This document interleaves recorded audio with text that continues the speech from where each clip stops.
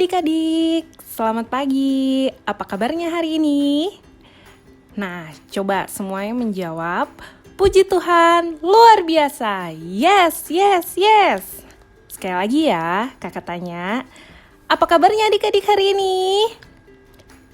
Ya, walaupun kita gak bertatap muka, tapi terdengar sih sama kakak kata yes, yes, yes-nya. Nah, adik-adik, tadi kan sudah bernyanyi di ibadah kelas besar. Sekarang kakak mau membawa cerita tentang firman Tuhan di minggu ini. Semua sudah semangat ya dengar cerita Tuhannya? Nah, tapi sebelumnya kita berdoa dulu yuk. Bapa kami yang di surga, yang bertahta di kerajaan Allah, terima kasih untuk penyertaan-Mu kepada kami. Sebentar lagi kami ingin mendengar cerita tentang firman-Mu. Berikan kami ya Tuhan hati dan pikiran yang mau mengerti tentang-Mu, supaya kami dapat melakukan yang sesuai dengan kehendak-Mu. Terima kasih Tuhan. Amin. Cerita kita minggu ini, kakak beri judul Pencurahan Roh Kudus. Diambil dari kitab Kisah Para Rasul 2, ayat 1-13. Sebelum kakak bahas tentang ceritanya, kakak mau tanya dulu, siapa yang masih ingat cerita tentang Yesus naik ke surga? Ayo, siapa yang minggu-minggu lalu masih ingat cerita yang dibawakan oleh kakak kelasnya? Setelah Tuhan Yesus naik ke surga, Tuhan Yesus ternyata mengutus penghibur, yaitu Roh Kudus yang akan menemani manusia. Nah, gimana cerita tentang Roh Kudus ini dan bagaimana Roh Kudus ini bisa ada di dalam kita semua? Yuk, kita simak sama-sama ceritanya. Pada hari itu, tepatnya hari ke-50 setelah kebangkitan, dan hari ke-10 setelah hari kenaikan Tuhan Yesus ke sorga disebut sebagai hari Pentakosta. Dalam Kisah Para Rasul diungkapkan bahwa ketika orang-orang percaya berkumpul, terjadilah suatu mukjizat yang luar biasa.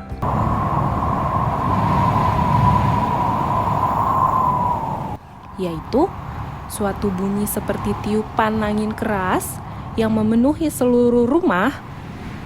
Lalu tampaklah kepada mereka seperti nyala-nyala api yang bertebaran dan hinggap kepada mereka masing-masing. Maka penuhlah mereka dengan Roh Kudus. Lalu mereka mulai berkata-kata dalam bahasa-bahasa lain seperti yang diberikan oleh Roh itu kepada mereka untuk mengatakannya.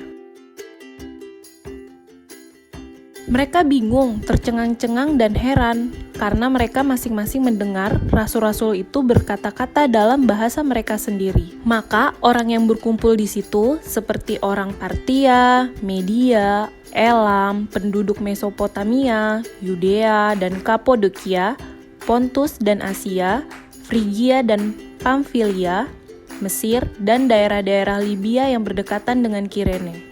Pendatang-pendatang dari Roma, baik orang Yahudi maupun penganut agama Yahudi, orang Kreta, dan orang Arab, kita mendengar mereka berkata-kata dalam bahasa kita sendiri tentang perbuatan-perbuatan besar yang sudah dilakukan oleh Allah.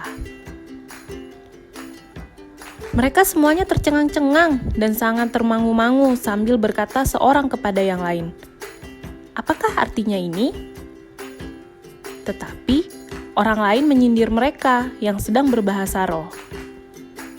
Mereka bilang bahwa mereka sedang mabuk oleh anggur manis. Lalu Petrus menyuruh mereka semua bertobat dan menyerahkan diri untuk dibaptis. Dan setelah itu mereka makan dan minum bersama. Nah, adik-adik, setelah kita mendengar cerita tadi, apa yang bisa kita pelajari?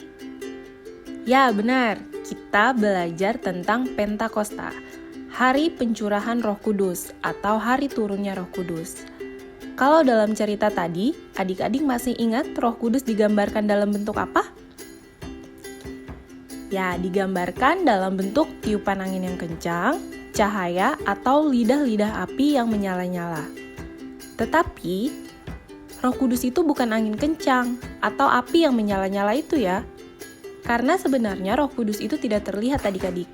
Jadi kita nggak bisa tahu bentuknya seperti apa, wujudnya seperti apa, karena kita nggak bisa memegangnya. Tapi kita bisa merasanya. Sama seperti cahaya. Cahaya bukanlah sesuatu yang berwujud, bahkan tidak kelihatan, tetapi cahaya yang memampukan kita untuk melihat sesuatu. Tanpa cahaya, semuanya gelap dan tidak kelihatan. Demikian halnya peran Roh Kudus dalam kehidupan orang-orang percaya. Tanpa Roh Kudus, tidak ada yang mampu melakukan kehendak Bapa dan menjadi saksi Kristus. Kalau ada yang bertanya, lalu Roh Kudus itu apa, Kak? Roh Kudus itu adalah roh yang berasal dari Allah sendiri. Roh yang menjadi penolong dan penghibur yang tinggal dan diam di dalam diri setiap orang-orang yang percaya dan mempercayainya, seperti adik-adik semua. Roh Kudus itu juga roh yang memampukan kita untuk melakukan kehendak Tuhan dan menjadi saksi-saksi Kristus. Bagaimana kalau tidak ada Roh Kudus dalam diri kita? Adik-adik bisa membayangkannya? Jika tidak ada Roh Kudus di dalam diri kita tidak akan mampu melakukan kehendak Bapa dan tidak akan bisa menjadi saksi-saksi Kristus di lingkungan kita. Nah, sekarang bagaimana sikap kita setelah ada Roh Kudus yang diam di dalam diri kita semua? Pertama, kita harus berani untuk melakukan hal-hal yang benar. Kita tidak perlu ikut-ikutan teman hanya untuk dibilang keren. Misalnya mencontek atau harus pakai barang tertentu hanya untuk terlihat keren. Karena semuanya itu sama saja di mata Tuhan. Yang kedua, apabila kita ada salah, kita mau untuk meminta maaf lebih dahulu. Dan yang ketiga, kita selalu mau untuk menawarkan pertolongan kepada teman-teman kita yang membutuhkan bantuan kita. Kalau misalnya adik-adik di sekolah cukup mengerti untuk satu mata pelajaran dan melihat ada teman adik-adik yang masih kesusahan untuk mata pelajaran itu, adik-adik mau untuk menolong, tapi bukan berarti memberikan contekan atau memberikan tugas ya, atau menawarkan pertolongan kepada mama, kepada papa, itu juga termasuk salah satu sikap kita setelah ada Roh Kudus yang diam di dalam diri kita.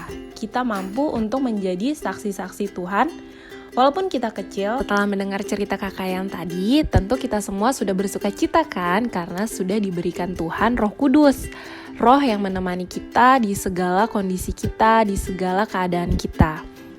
Sekarang, kita sama-sama berdoa yuk untuk berterima kasih kepada Tuhan dan juga untuk menutup ibadah kita hari ini. Kita berdoa ya.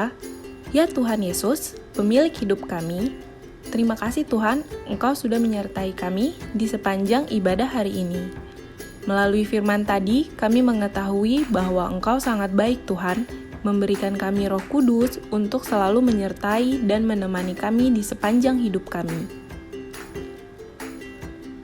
Berikanlah kami kemampuan untuk dapat melakukan yang sesuai kehendak-Mu Tuhan, agar kami dapat menjadi saksi Kristus dimanapun kami masing-masing berada.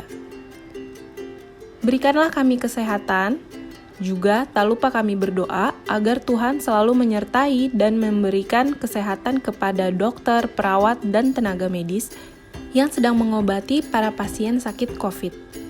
Dan juga berikan kesembuhan Tuhan kepada mereka yang sedang dirawat baik di rumah maupun di rumah sakit. Demikian doa kami. Terima kasih Tuhan, kami sudah berdoa dan mengucap syukur. Amin. Selamat hari Minggu dan salam sehat selalu. God bless you.